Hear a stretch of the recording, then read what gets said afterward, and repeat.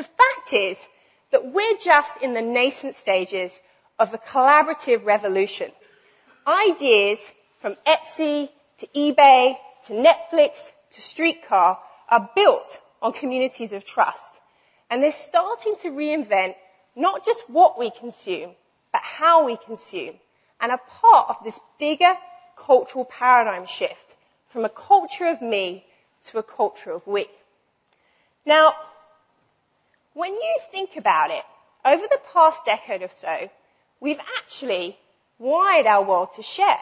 I've been thinking a lot about the digital sharing evolution, and I think I've finally simplified it down into 4 key stages. In the first phase, we figured out how to use technology to connect and share information. So think about software code and emails and Wikipedia. In the second phase, we use the same technology to connect or reconnect with people. So think about social networks like MySpace and Facebook. We're just seeing how the third phase, the sharing of music, news, photos, and videos, is reinventing entire industries.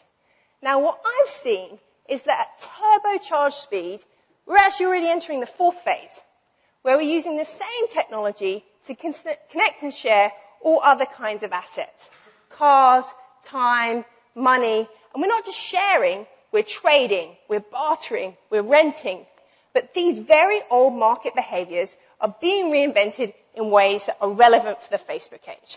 People often ask me, why now? Why is it emerging now?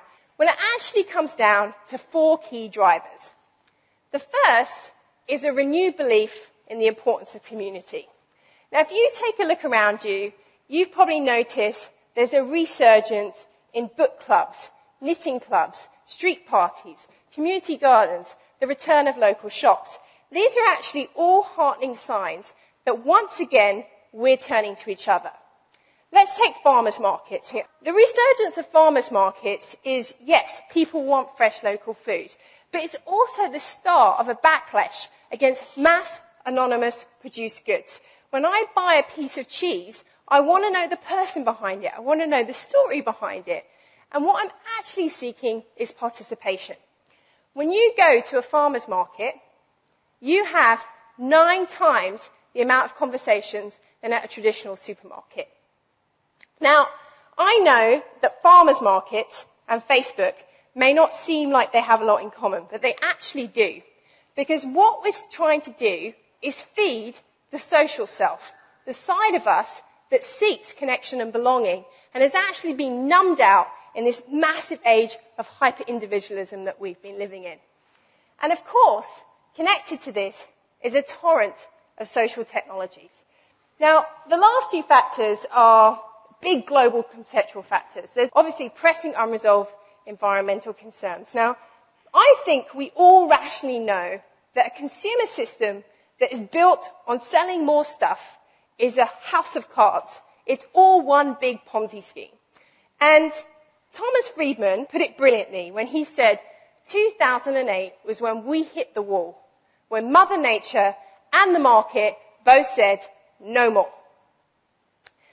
The fourth driver linked to this is actually a global recession that has shocked consumer behaviors and led to a questioning of the health of the consumer system in all dimensions of the word. I can't turn on the television these days without some debate of happiness. And I was reading the paper this morning about the happiness index, and Joseph Stiglitz, he put it brilliantly when he said, for so many individuals, what's important to them cannot be measured by GDP.